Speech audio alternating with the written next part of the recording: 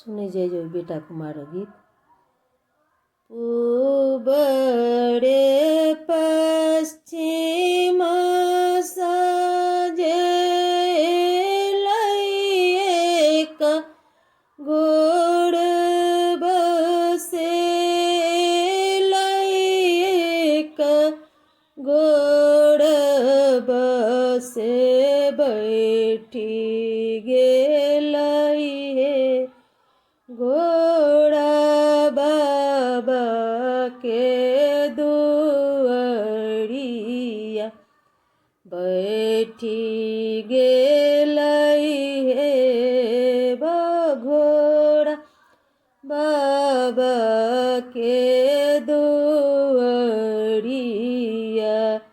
घर से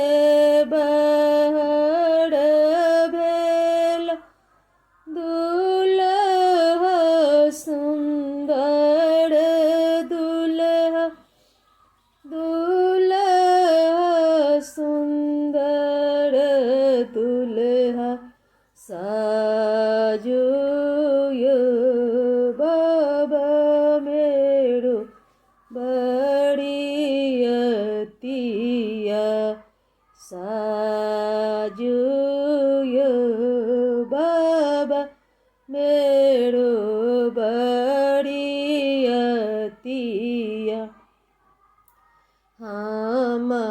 कैसे साजब पोता तोड़ बड़ियतिया से बड़ सईरी बउअड़ी में झिमी पानी यहाँ से बड़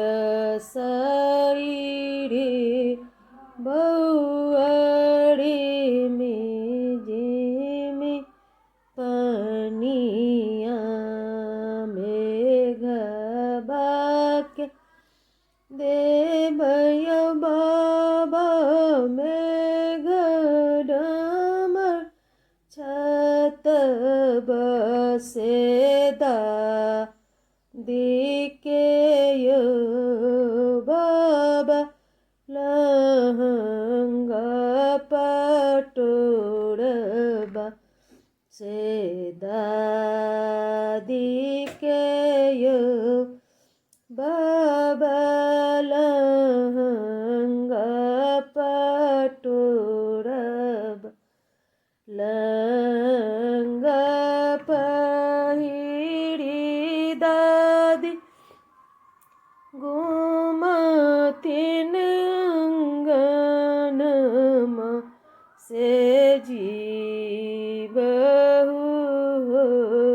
बेटा लखबड़ी सब से जीवहु बेटा लखबड़ी सब पूबड़े पश्चिम साज एलैक घोड़ बस एलैक घोड़ से बैसी गेलै घोड़ा पप्पा के आंगनमा घर से